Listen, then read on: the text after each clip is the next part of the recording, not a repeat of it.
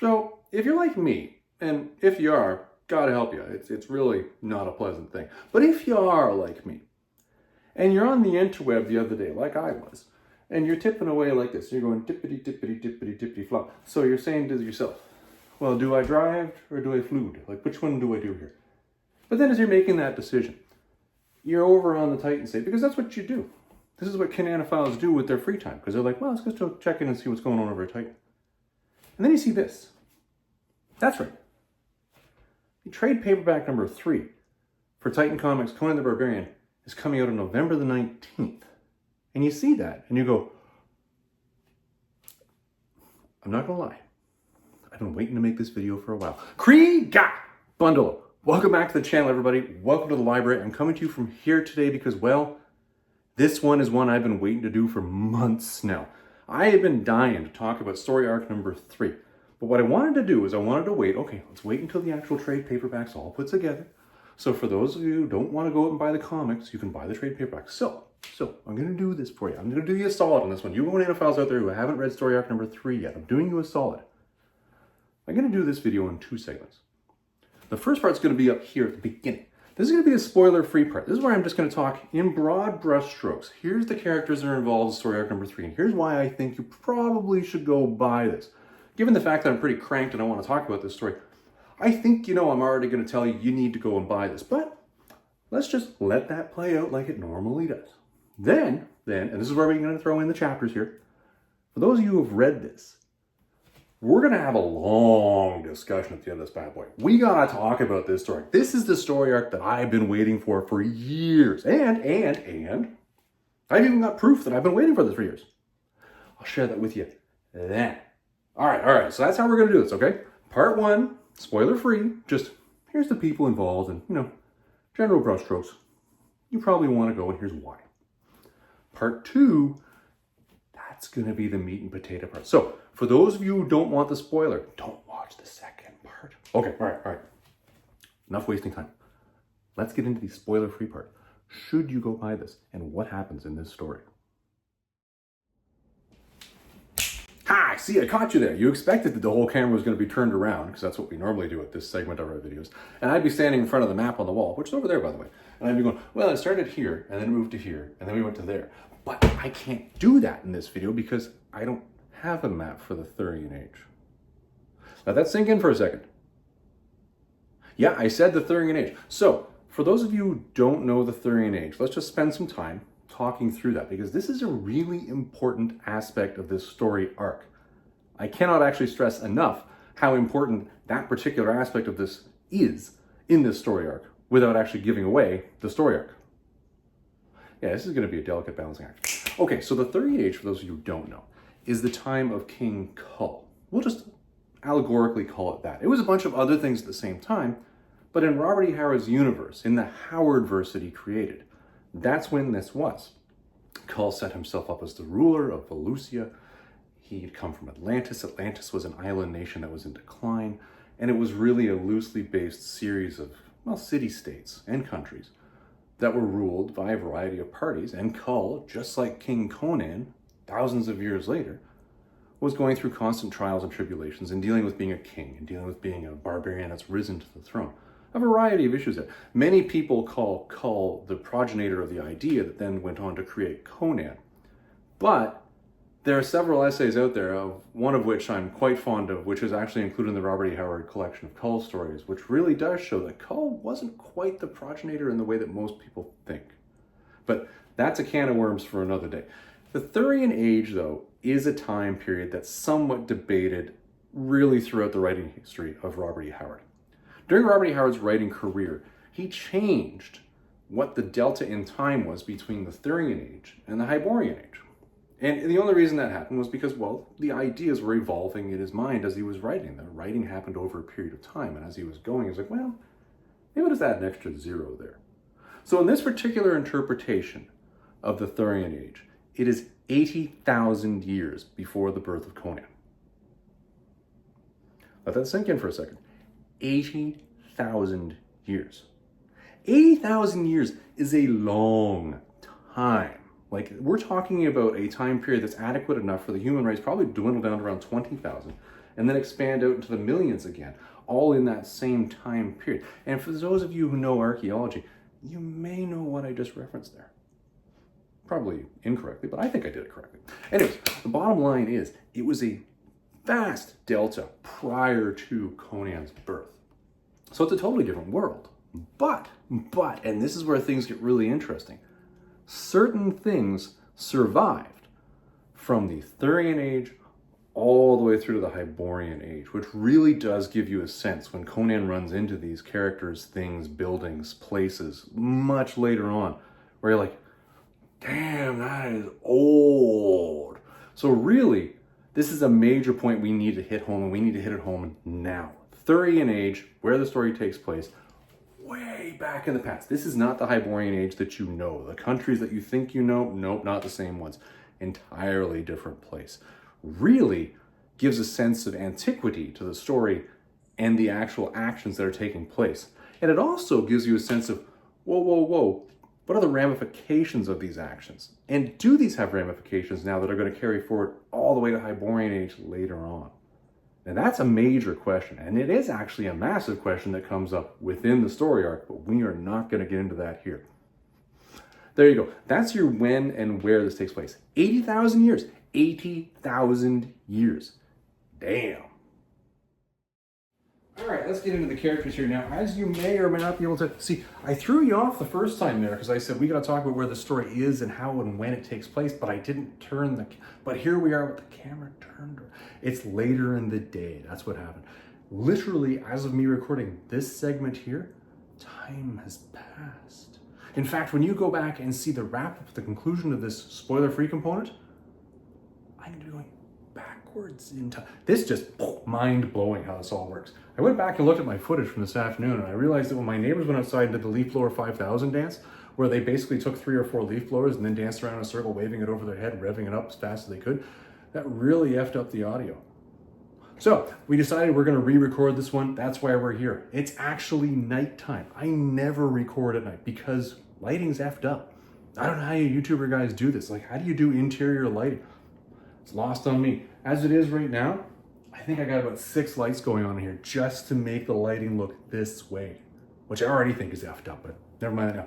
Characters. Enough about all the admin. We got to talk about that because the characters here are really the most important component of why you want to buy this story arc. So it shouldn't come as a surprise to any of you. Conan has gone back to the Thurian Age. I already talked about that in segment 1. In fact, that's all very public information at this point in time, so I'm not throwing out any spoilers on that whatsoever. Well, who's he going to run into the Thurian Age? Nobody that he knows, right? Well, maybe. Let's talk about the first character. We're going to do this in a certain way because when I recorded this afternoon, I approached this from one particular angle. And what we're going to do here is just throw that out the window. We're going to start this entirely differently. I'm going to talk about this in 3 different aspects. I'm going to talk about the characters that work with Conan. I'm going to talk about the characters that work against Conan. And then I'm going to talk about this monkey wrench in the middle that throws the whole thing off. That just makes it so awesome. Okay, so we're going back to the Thurian Age. It shouldn't come as a surprise to anybody that guess who we're going to run into? Brule the Spear Slayer right off the bat. Now, we ran into Brule the Spear Slayer in story arc number 1. But the Brule that we ran into in story arc number 1 wasn't actually Brule as we know him during his living days. This is the Brule that's in the ghost land between. Because this is who Conan runs into when he's in between life and death. And we have this wonderful vignette then where Brule tells Conan about what happened in his lifetime. But you got a very clear sense of Brule as a character from that very short interplay between the two of them. You got a sense of his stoicism. You got a sense of really the mysticism about him. Well, Brule really is a stoic and mystic individual, but he's in such a way where it's not like your full-blown sorcerer. He's just really a grounded individual. And this is one of those wonderful Robert E. Howard characters that I think is hitting this book hard and really is one that makes you want to pick this up. So, full disclosure, I, Tennessee Fats, am a huge King Kull fan. I am. If you stop me on the street and you say Tennessee Fats, which one do you prefer, King Conan or King Kull? Now, I know before we get it all bent out of shape, there's a reason for this. I simply identify with this one more. okay? This one, for some reason, speaks to me. I don't know why. It just does, okay? So what can I do? Anyway, Kull is this major character for me. And for those of you who want to know more about Kull, I have reviewed all 3 of the Marvel Omnibus that they put out talking about King Kull, where they covered all of their printed material. And I'll put links to those in the description down below, and you can click on those on your own leisure and check it out. But I would also encourage anybody that wants to learn more about Kull in non-comic format to pick up the Del Rey copy of Kull, Exile of Atlantis. There is a beautiful introduction at the front of that that talks about the development of Kull. And this topic comes up time and time again in those 3 omnibus that I mentioned earlier, where they talk about Kull as his own character.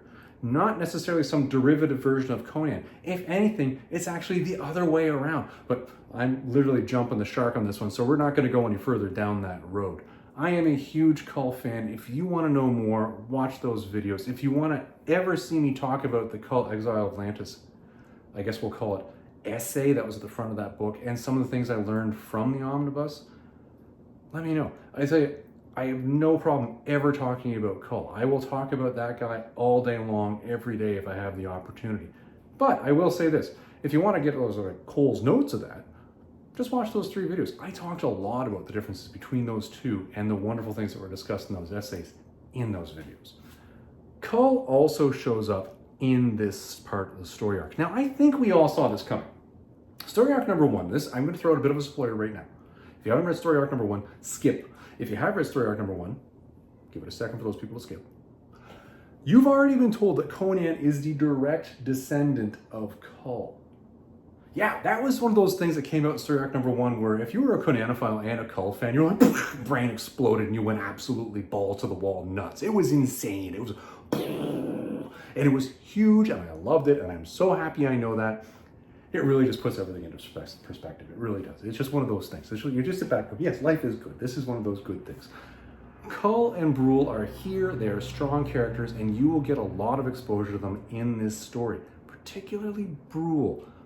But I will warn you this. For those of you who have not read Kull before, the Kull you will read in this story is not really what you would normally get out of Kull from Atlantis or Kull of Atlantis. And I can't say why, because that would spoil it. If you want to talk about that, well, go to the part at the end of the video where we go into the spoiler component of this whole thing, because we will be talking about that in great detail then. Don't let this thing sort of say, I've now had my opinion of Kull permanently stuck in stone. Be a little malleable, trust me. You'll thank me for it later. Kull and Brule, huge impacts. You definitely want to see these guys in here. And the reason why these have been laid out so perfectly, and the reason why the seeds were planted all along through story arc number 1 and story arc number 2 to lead us into story arc number 3, where this was something of a foreshadowed obvious moment, was, oh, Titan actually has a game plan. I'm going to put a link down below, and this is a link to another channel and their video. I don't even know if I can do that. I'm going to assume I can, all right? And we'll try this. And I'm going to link you to a video that a friend of mine, Stygian Dogs, put up.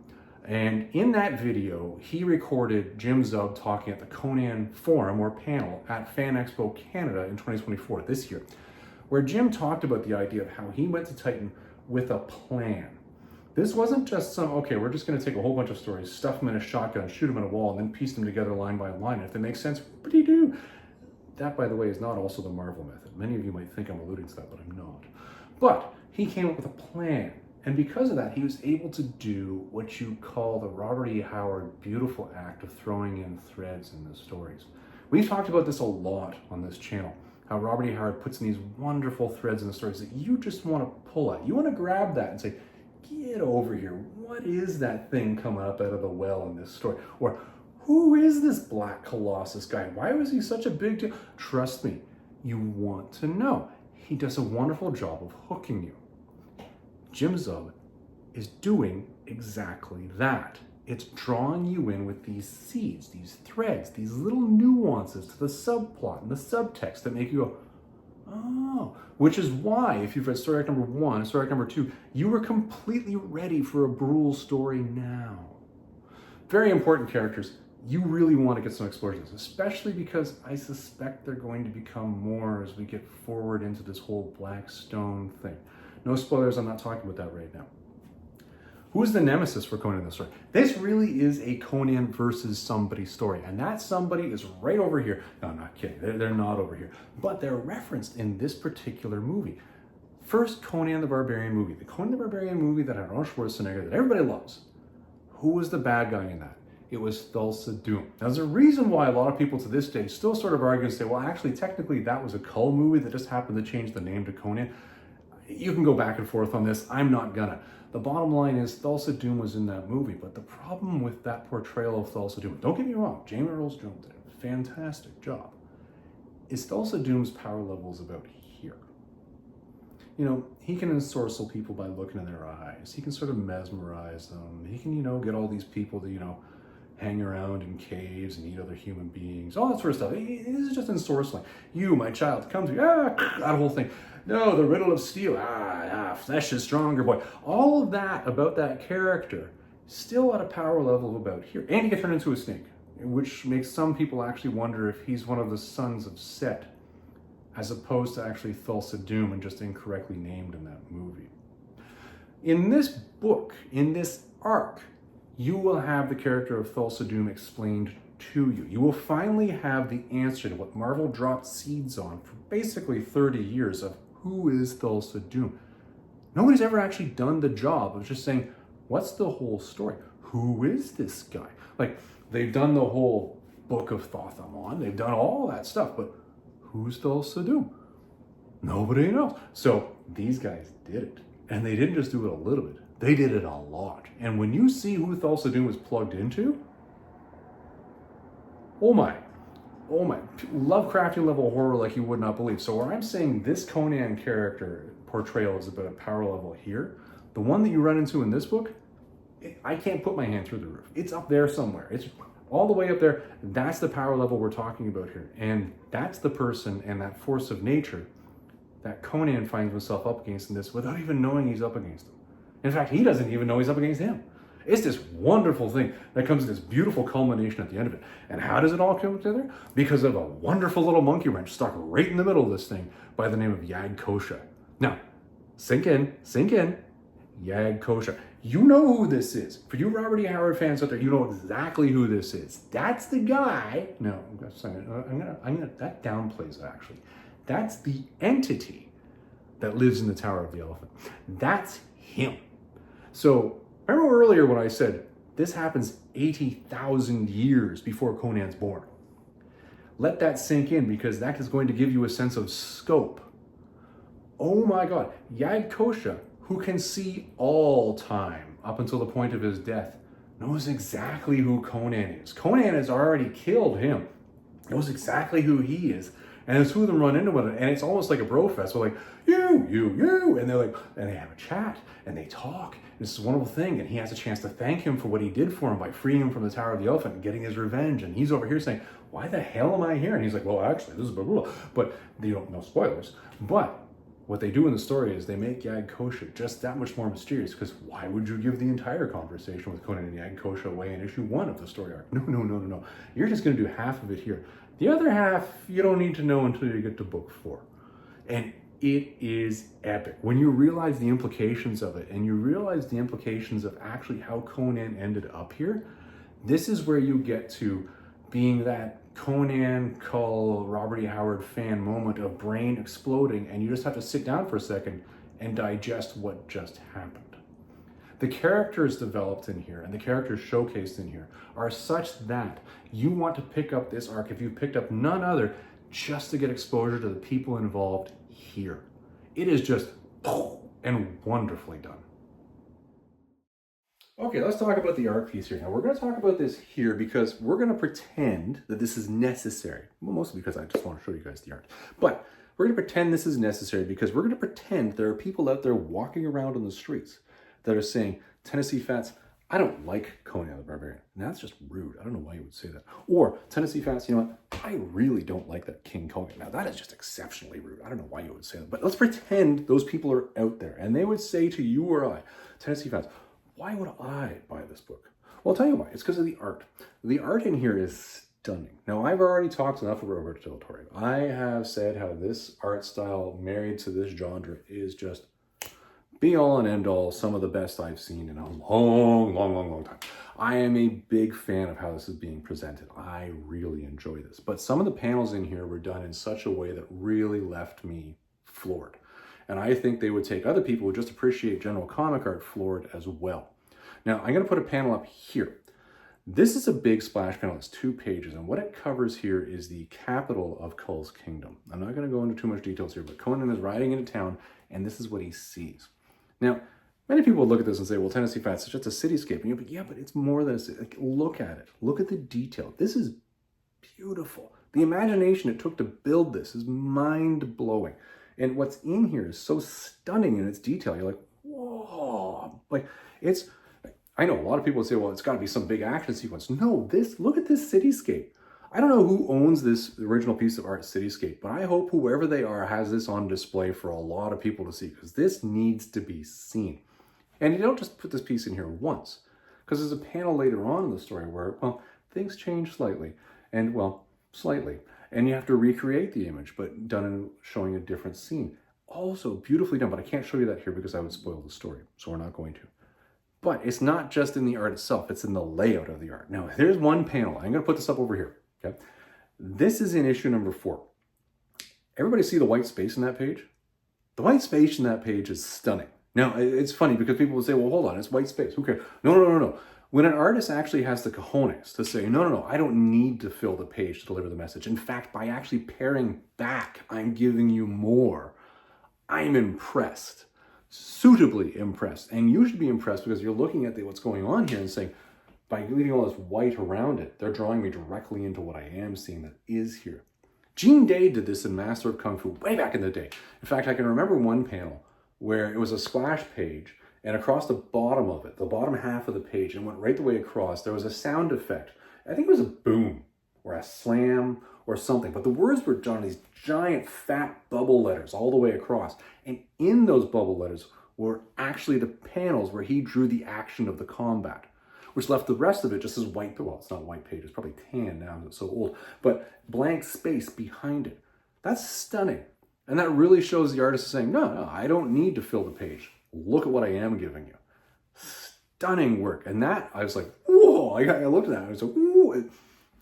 I could show you more, but I'm not gonna, because that's just gonna spoil it. All right, so art. For that person, that rude person out there that just insulted me twice by asking me those questions earlier in this thing, you go look at the art, young man. You think about what you said.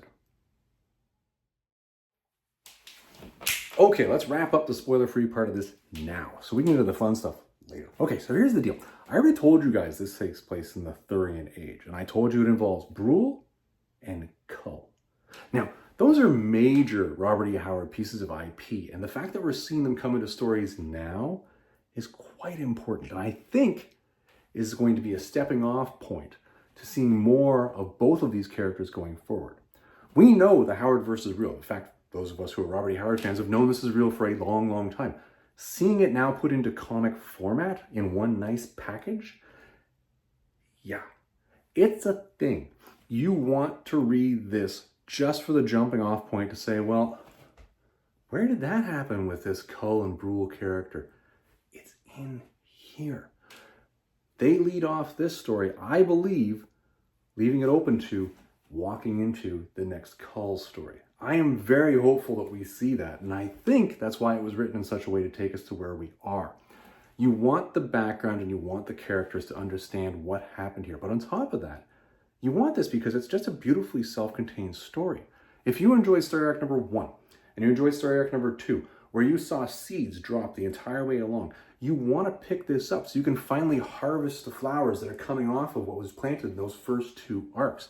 Story arc number 3 is a culminating point that brings everything together to go, oh, that's what was going on, but also give you the launching point to head forward into the Howardverse, because this gives you the proof that Conan and Kull are in the same space. So everybody, as a spoiler-free one, yes, you definitely want to get this just for those aspects. The art, listen, I could talk about that stuff all day. It's beautifully done. The writing, again, A masterclass in dropping seeds and then picking them up later on. Very Robert E. Howard-like. Definitely worth the money. Go spend it.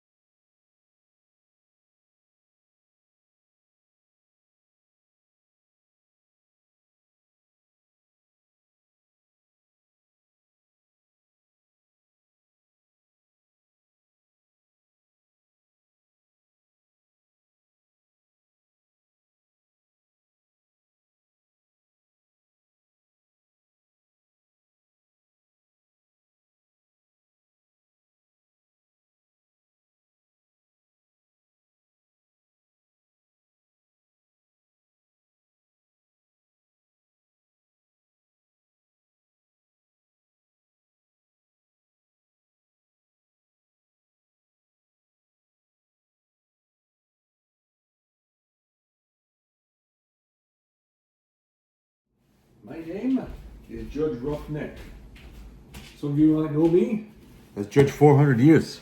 Oh, classic. I tell you, you got to get yourself out there every once in a while and get yourself really exposed to ska music because such uplifting. It's fantastic. Like, not the point of this. I tell you, there's so much that I wanted to say and that I do want to say about this third story arc. But I spent some time mulling about this. I tell you, I shot the first part of this. I'm on a squeaky chair, by the way.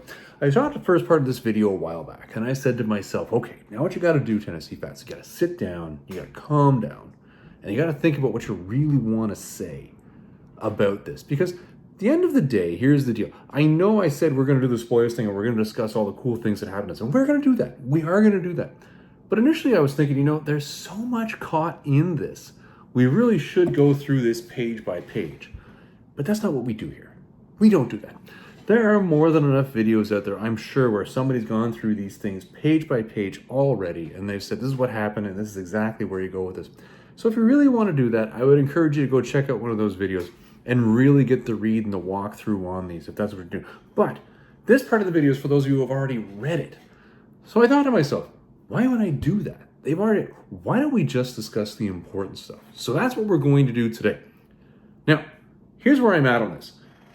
There is a multitude of layers to this story. And the layers that are in here are so deep, it's mind-blowing when you think about it in abstract. So what we're going to do here is we're going to talk about this in two different ways. The first one, we're going to talk about the layers that are sitting in this that are specific to what Titan Comics is doing. Because there are a lot of things in here that some people may have missed. There's a lot of questions in here that I don't really have an answer to yet.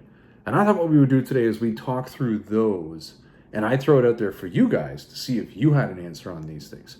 Also, maybe somebody at Titans watched it. Maybe they're going to figure out an answer to this, or maybe they already know they're going to answer this in an upcoming issue. Maybe in some of the issues that I already have in the box over there that I haven't read yet, These have already been answered. But as of the end of story arc number 3, these are the questions I have. Then we're going to go into the second part of this, which is where I see real connections in this story to real OG Marvel material way back in the day. Now, I don't know if they were intentional or not, but we're going to look at those because I think they're pretty darn cool. Okay, let's talk about the... I'm still in the squeaky chair. You guys got to deal with this because it's going to make all the noise, but I love it. It's my favorite chair. So I'm going to be sitting on it and we're going to have to just live with the squeaks. Okay, so let's talk about the Titan side of this and we'll do this right off the bat. The story, as we know, we open this one up and it's such that we've just finished the cataclysmic end of story arc number 2. Now, for those of you who wonder, or you haven't read that, well, I'm going to spoil it for you because I'm going to talk about it right now.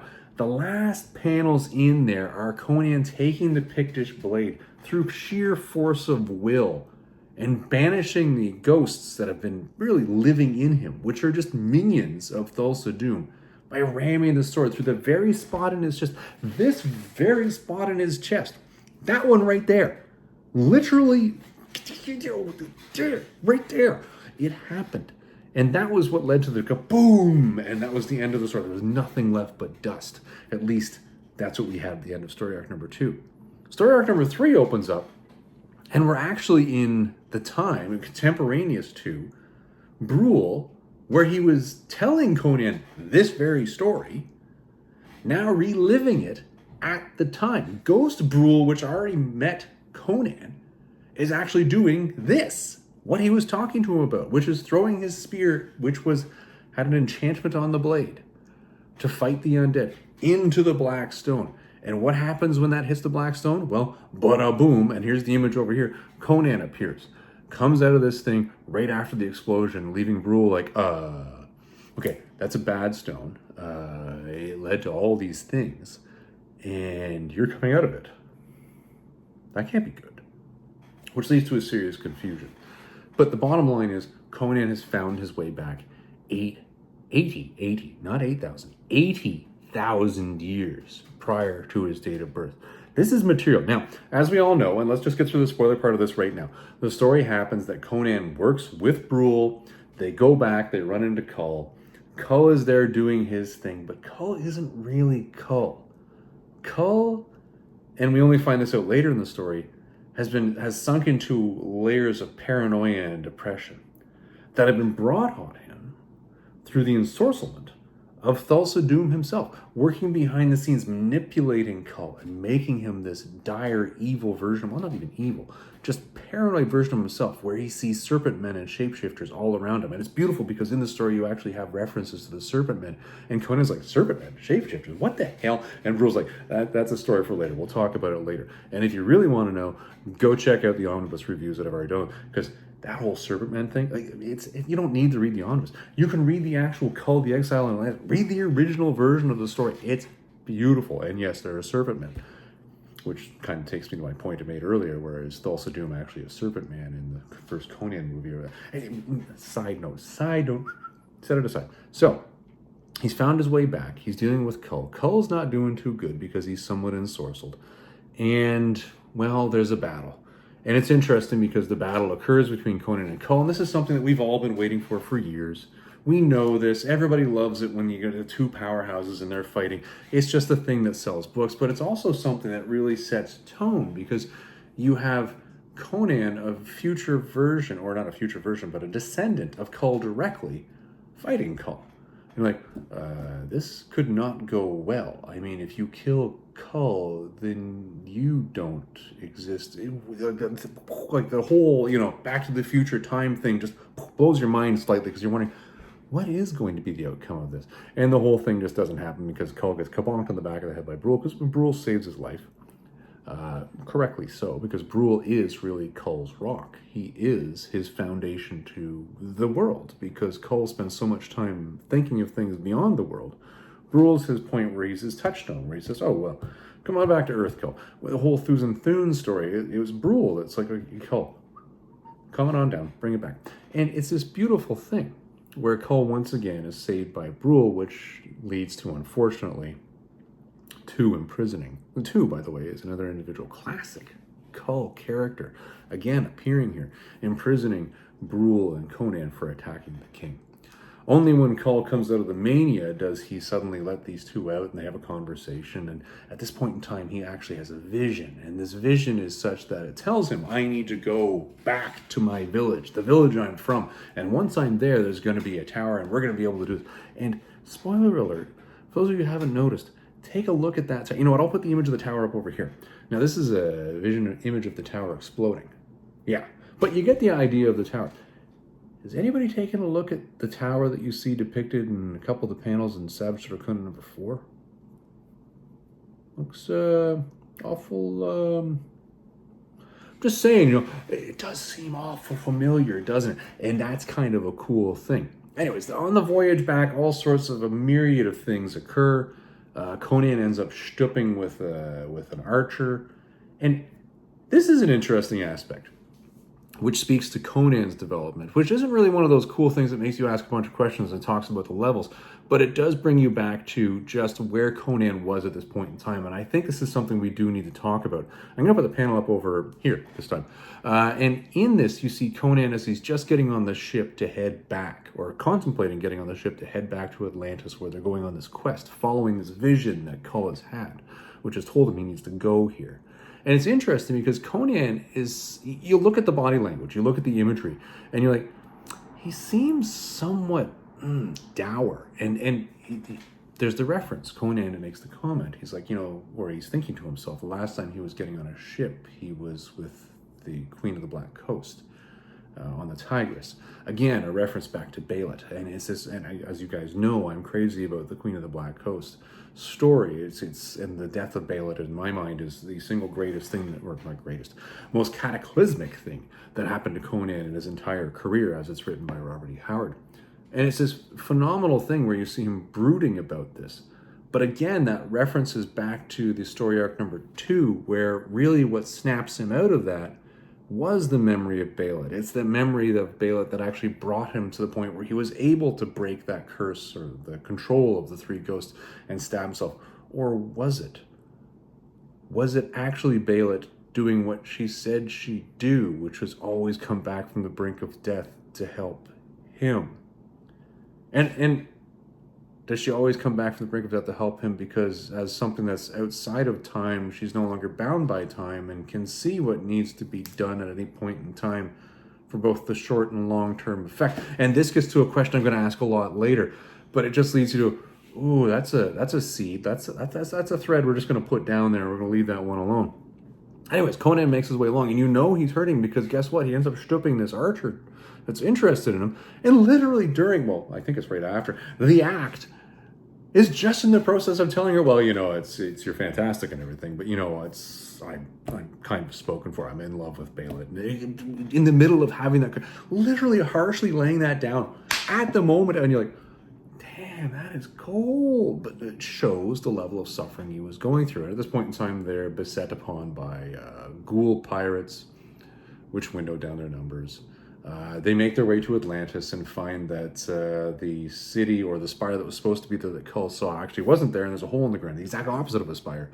And they wind their way down, and the mania of Kull is growing over time, and he's becoming more and more paranoid, and his actions are acting more insane, only to find themselves getting attacked by, well, basically, people that have been living underground for generations, protecting the black sarcophagus that holds Thulsa Doom. And once they open the sarcophagus, Thulsa Doom's out, and you see the full level of the ensorcement on Kull, that he was being manipulated this entire time. That he was being drawn with this fake image. And yeah, it made it seem like he wasn't being controlled by it anymore when the image was given to him, just to give him the free will to get there. But, you know, the attack of the ghoul pirates, that was orchestrated to window down the numbers and exhaust them. And the attack of these creatures that, or the people that live underground, again, an attack to window down their numbers and exhaust them. So the point in time where literally when they opened the sarcophagus, the intent was it would just be Kull, Brule, and maybe one other person. But Thulsa Doom didn't expect the 4th person to be there, and that person being Conan. Now, this is an interesting aspect. This is really where you got into to think to yourself, okay, this is some deep level of cool. And the deep level of cool here, and this all comes back to Yag Kosha and Yag Kosha's conversation with Conan. Now remember, Yag Kosha lives outside of time too. And this all really drives down the point where I actually suspect that the way they're writing this right now in the Howardverse is that time doesn't matter or exist anymore. It doesn't matter as the story progresses, and it doesn't matter clearly when you have these creatures that live outside of time that have the ability to do things that are crazy. And think of it, Yag Kosha is a prime example of that. And he says to Conan, this is part of the conversation he has with him, it's like, you have had some sort of deific power thrown at you to bring you here. You're here, but you're not here. To somebody who lives outside of time like me, you just look like what should be you, but there's a vacuum of what is you.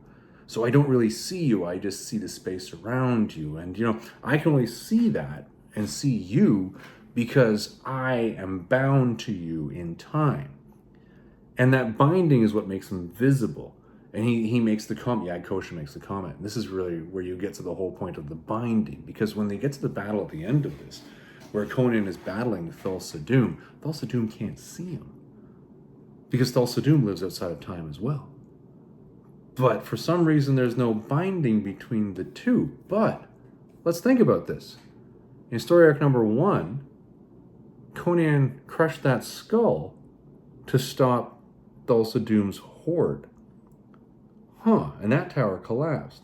In story arc number 2, he was possessed by ghosts that were minions of Thulsa Doom, that literally harvested him because they thought he was strong enough to be the vehicle for Thulsa Doom. But for some reason, he's not tied to him when he goes back in time. And this is a kicking point. This is one of these things where I gotta say, this is really cool. These are the questions that I have here, and I'm gonna throw these out here right now, because I think this tying and binding thing really is the issue at hand here. This is the one that makes me now suspect that the way Titan is writing these stories really is being done in such a way that time doesn't exist. Or if it does, it's something fluid that doesn't really matter. And the reason why I say this is because people clearly exist, or beings within the story clearly exist outside of time. I posit to you, the viewers, that Baalat, the spirit of Baalat, is outside of time. That the spirit of Brule, right over there, outside of time. As such, they're able to move around anywhere in time. Yag Kosha is able to provide advice outside of time because he can see all of time. And the interesting aspect of this is, once Conan finally makes physical contact with the Atlantean sword, which as we know is so important in Marvel mythos, that Thulsa Doom can see him, he then immediately recognizes him and says, no, you're Conan of Samaria. Yeah, I know you. I don't know why you're here, but I know you. But why does Thulsa Doom know him? Because Thulsa Doom can see all of time as well. Interesting little side note here. Yag Kosha is very clear. He says, I can't see anywhere past my own death. Yet Thulsa Doom can see all the way into the future of the time of the Hyborian Age, which is 80,000 years later, and beyond that, because he knows Conan of Samaria. That kind of says something. I'm just going to leave that right there for you all to mull on and just digest. So you've got this time paradox that really exists here, because you've got Brule that's able to communicate with Conan in the Hyborian Age. And one of the panels that's I'll put it up right over here, Brule is clearly aware for some reason that he knows that Conan is not meant to be in the Thurian Age. Why? Could it be because some future version of Brule, the ghost version of Brule, is communicating with Brule and making more? Don't forget, Brule is the rock. Brule is the person that senses the world around him. Not to a mystical point where suddenly everything makes sense to him like some sort of druid, but clearly this Brule character has some connection. He has a connection to two. He has a connection to a bunch of other characters within the Kull pantheon of characters. But he is one of these creatures, one of these beings that has the ability to see what's going on around him. And he can sense that Conan isn't supposed to be in the Thurian Age, even though he sees him, pokes him, and everything else, because he's tied to him. Why is he tied to him and can see him? Well, I'll tell you why. Because Conan's somewhat tied to Brissa. We all remember Brissa from story arc number 1. There was some stupping that occurred there. That Pictish sword, that whole conversation, he's tied to Brissa. Brissa being the direct descendant of Brule. We know this. It's already covered in story arc number 1. In addition to that, you have another point in here that comes in. Why is he connected to Kull? He's connected to Kull because he's the direct descendant of Kull. He's connected to Thulsa Doom in the ways I just talked about. But something broke that. I think, and I will put it to you, I think what broke that was literally Bêlit. I believe that the imagery that we see in the comic, and I'm going to put an image up over here that happens at the end of the story, Bêlit, I believe, broke the connection with the ghosts, which then gave Conan the ability to actually do the act of taking this Pictish sword and driving it through himself. That broke him through time. Through part of this very boon, mixed with Bêlit's own power. And again, this is really complex.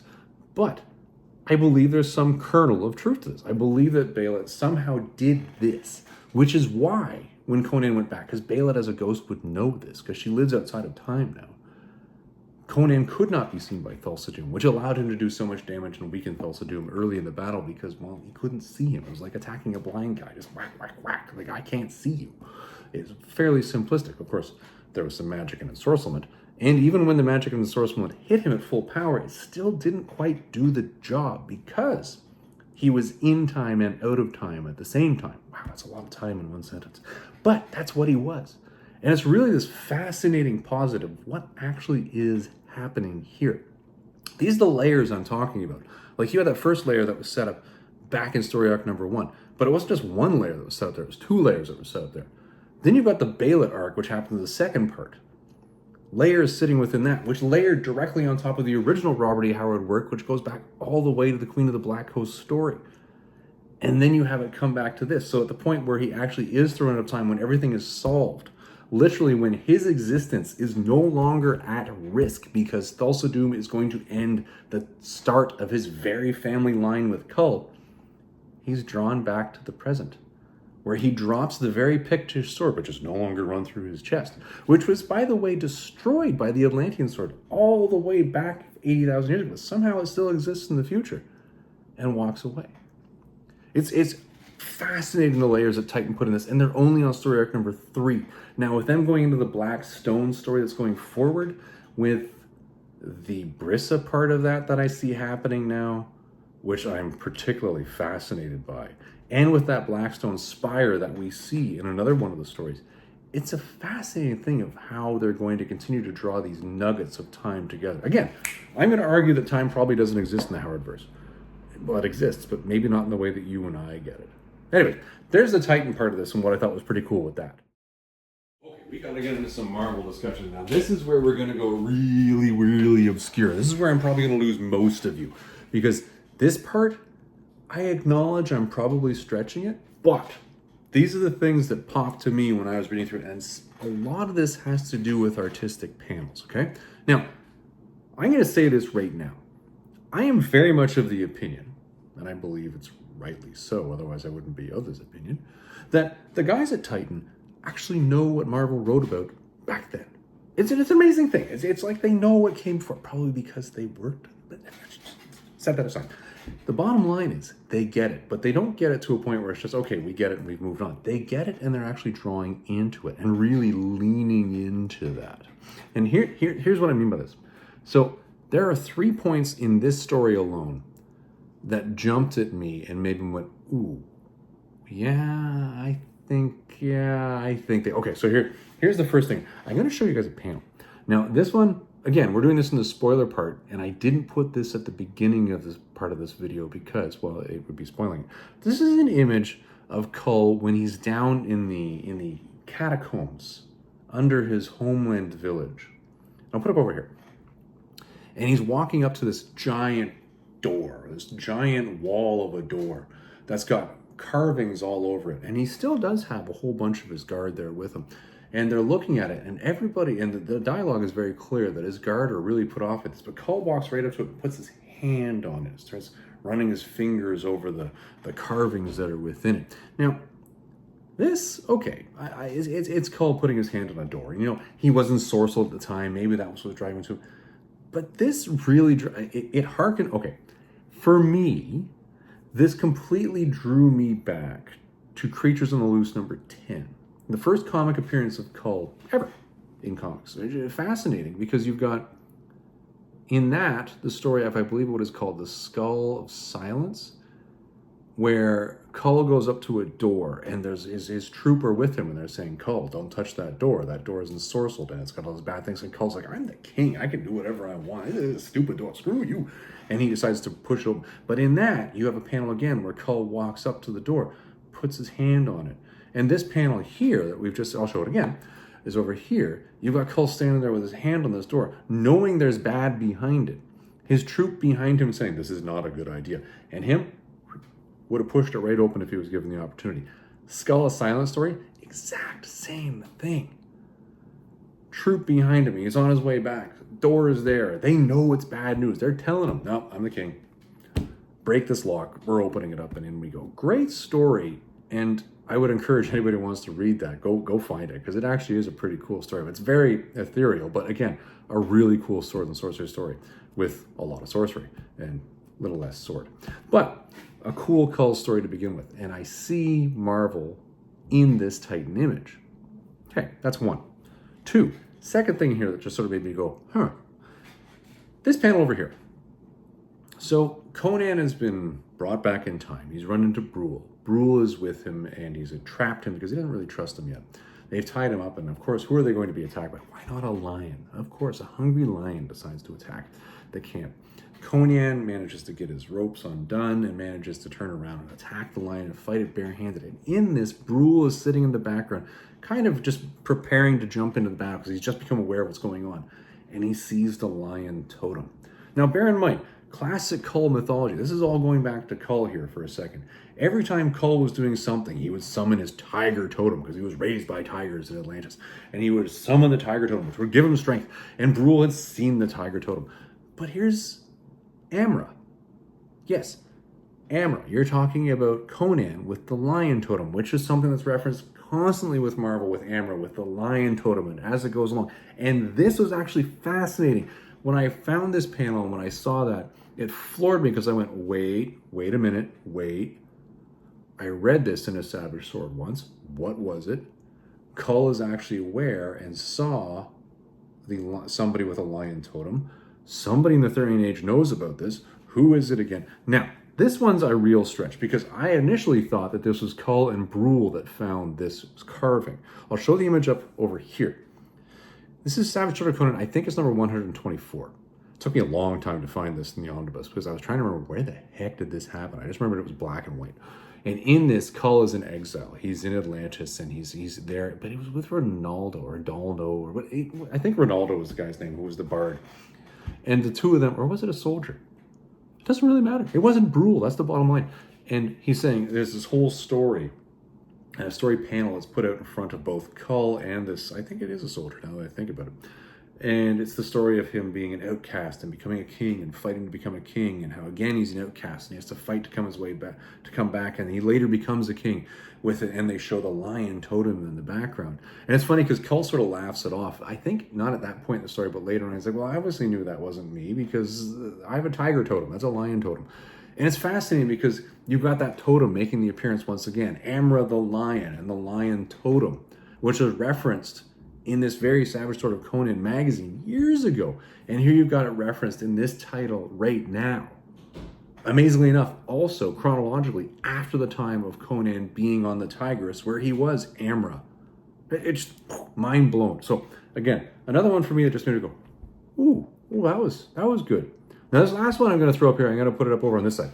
And this is in the dream sequence that Kull is having, where he thinks he's having a legitimate dream sequence, but clearly this is something being planted by Thulsa Doom at the end of the day. And Kull, initially in this dream sequence, this is the start of part 2 of it. I think it's issue number 9. And in this, he starts as a child. And for some reason, he's being led on by a lion and a tiger that are talking to him, saying, you need to move on with this, which is interesting because Kull never hung out with lions in Atlantis. And for some reason, as a child, in this dream, he was fine with taking advice from a lion, which is really something that would be a Conan thing. Because Conan's later Amra the lion with the lion totem that pops up behind him and the thing, which we just saw before. So you're like, okay, are we alluding to the fact that Kull and Conan, because they're descended from one another, are the same here? But again, set that aside. this one panel is the important one, and it's because he's aging and he's making his way through, and as he's aging and making his way through, he's going and he's attacking the Black Stone in the dream. That's what leads him to the point where he knows he needs to go back to the childhood village.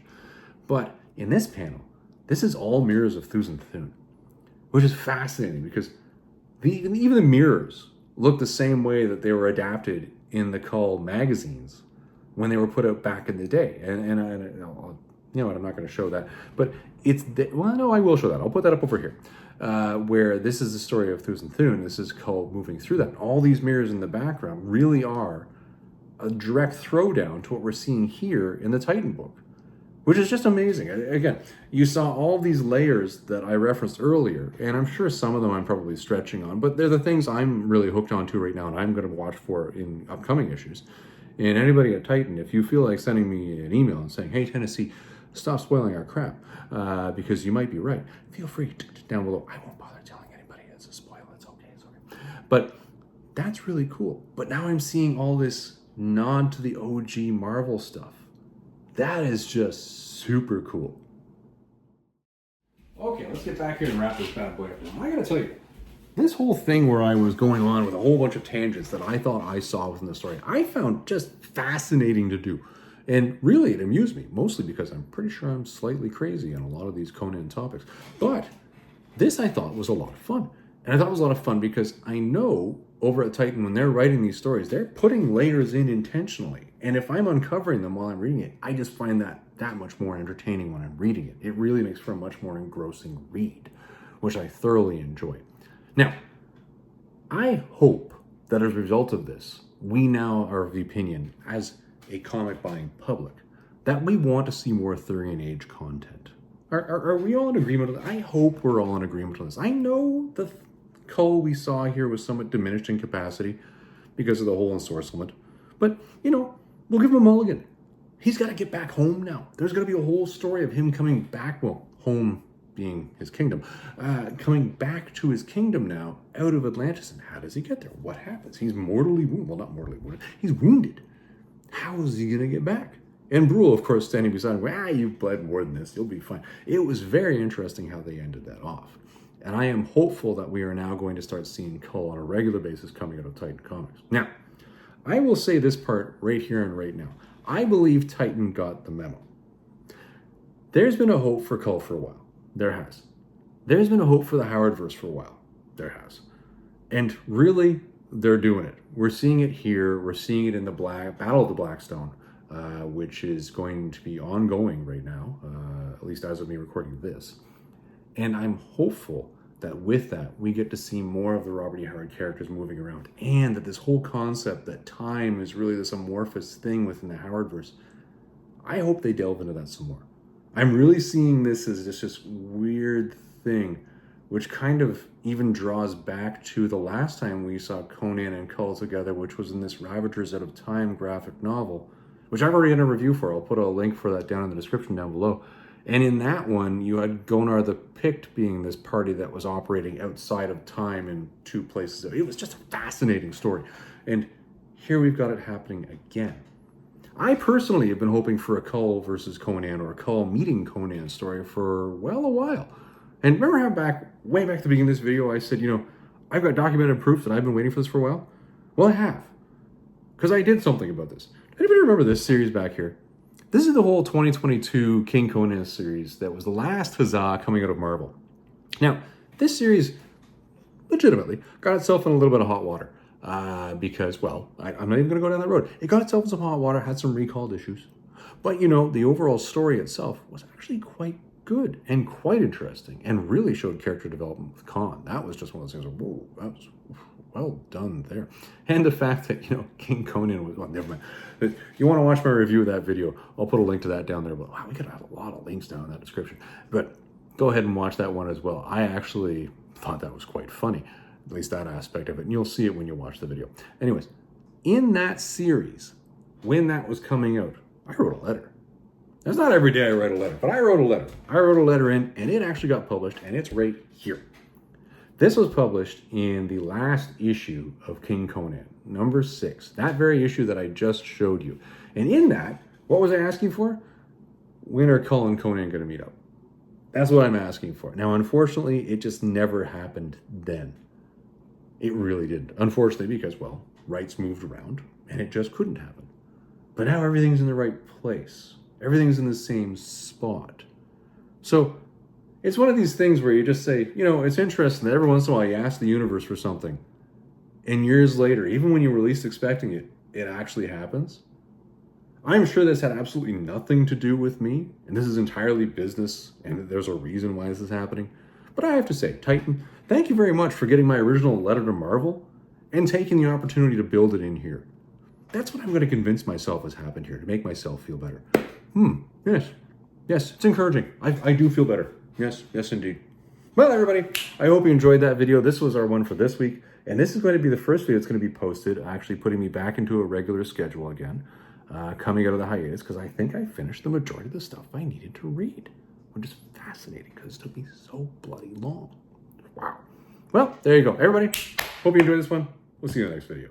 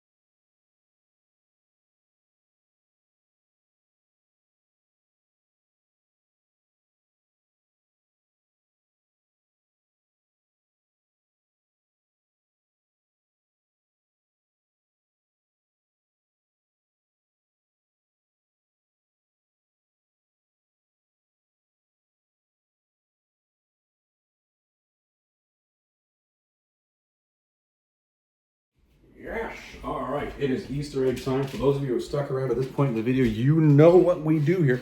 We do the unscripted babbling where we just talk. I tell you, this video was so long, and it's amazing. I know for a fact, and by the way, I'm sitting on a squeaky chair, so you're gonna have to deal with the squeaks.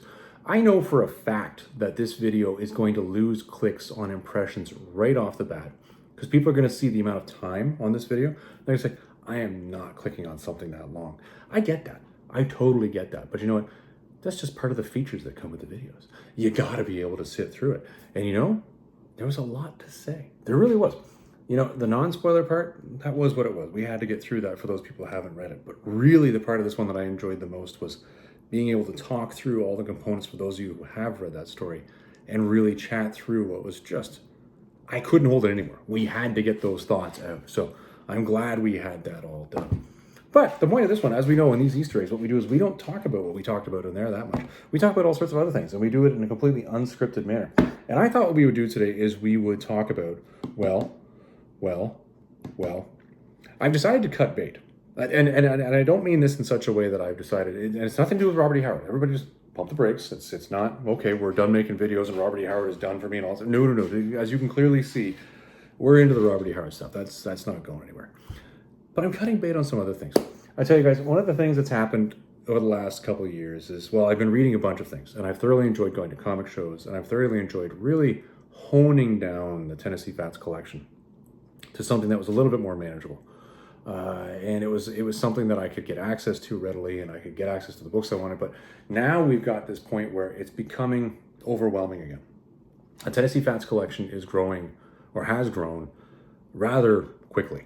And it's grown because there are certain titles that I've been picking up that I've been adding on along the way that I've thoroughly enjoyed. But it's time to cut bait. I really need to focus on what I want to do more of here and in the next couple of years. That really is diving more into the Robert E. Howard stuff, the mythos around it, the actual lore that goes behind it, characters related to that, and other Robert E. Howard IP that I haven't even had a chance to get into yet. But the problem is, I've got so many other things in the house that I've thoroughly enjoyed, that I really love, don't get me wrong, but I just can't continue to buy them. I can tell you, and there's one series that I really want to do issue apology to right now, because unfortunately I'm going to have to cut this one, and it's through no fault of their own, because this has just been done so damn well. And I'm looking at these, and I've mentioned this series in one of these Easter eggs before, and I want to be very clear. When I'm saying I'm cutting bait on other comics, I am really cutting bait on other comics. We're going straight back to just the Conan, the Kull, the Savage Sword, things along those lines that are comic related. We're getting right back into just the pure Conan stuff going forward. I may be tempted to actually pick up, well, maybe one particular project that I know is going to be coming out this year. But we won't talk about that yet. But that might be one that I'm going to just dip the old toes in the water in when I see that coming out. But this is one that's been done really, really well that unfortunately I need to stop. And it's not just one title, it's a universe. It's a universe that I need to stop. And it's this universe. It's the Energon universe. There's just too much to this. And it's got nothing to do with the quality of the work. The titles that are coming out from this particular production and this particular IP have just been mind-blowing. As a kid that grew up reading and watching the G.I. Joe and the Transformers and all the things that came with that, and being utterly destroyed coming out of the Transformers movie, seeing these comics and these characters come back to life in comic format in a form that's readable to me as an adult now is just a wonderful experience. It honestly is. The Transformers series that's been coming out has been done beautifully. It is gritty. It is dark. It's like they've really taken what shocked us the most in watching that original Transformers movie, and they've just dragged it out into every single issue of the comic. It's shocking every single issue. You don't know what you're going to be shocked with next, and nothing is really safe or sacrosanct, and that's what you need to be prepared for if you're reading that series. Does it do anything to really destroy you as a Transformers fan? Well, no, not really. But is it shocking while you're going? Absolutely it is. And it makes for just a wonderful reading experience. The G.I. Joe series that's been coming out, I know they did Duke, they've done Scarlet, they're doing Destro, I think, right now. Cobra Commander, by the way. Oh, that was good. Holy crap. Cannot get over that. And I will say this, the Cobra Commander and Cobra Law tie-in that comes into this, yeah, if you like your G.I. Joe movie and you enjoyed that one as well, again, coming out of that generation and seeing these characters in print again, it's just one of those mind-blowing things. And those are great, but those are really nostalgia reads. And those, although they're fantastic materials, I don't feel so bad about saying, okay, I have to stop reading this now. This needs to go because I do need to start cutting down. The one that makes me the saddest that I have to cut, though, is this one. And that's Void Rivals. This series has been fantastic. It's drawing together the entire Energon universe, but in a way that's not focused on the Earth. One of the things you find with the Transformers and with the G.I. Joe, they're people on Earth because they're Earthlings. The Transformers is always one of those things, why is everything focused on Earth? Why does it all have to be here? There's got to be more to it. Void Rivals answers that question. It takes this into truly the space environment that the Transformers are from. Cybertron is not Earth. Cybertron is out there in space. All the places the Transformers have been around for millions of years is out there in space. It's not on Earth. So maybe we should focus more on that. And that Void Rivals series has done a fantastic job. It's involved Quintessons, the Sharkions I've seen so far in here. In fact, I think you've pretty much drawn in every Transformers major subgroup. The only thing that I think are missing so far are probably the Junkions, and I'm going to... No. I think it really is just the... Oh, no, the Dinobot. We haven't seen any Dinobots. Okay, yeah, so two. The Junkions and the Dinobots. I'd say those are two of the main remaining ones where I'd say these probably need to start making an appearance soon. I don't know, maybe that's going to be something that's going to be forthcoming. But the series has been done in such a way where it's not focused on the Transformers. The Transformers exist in the universe. They're an integral part of the universe. And in fact, they're an integral part of the creation of the world that the main characters are involved in. And that is this wonderful piece of mythos that's growing so well.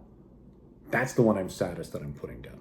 And honestly, it's one where I wish I could continue to pick it up, but I just don't have the space for it. It's just one of these things where you gotta say, okay, we gotta stop. You guys have done a fantastic job. I strongly support it, and I will strongly encourage anybody else to pick this up and read it.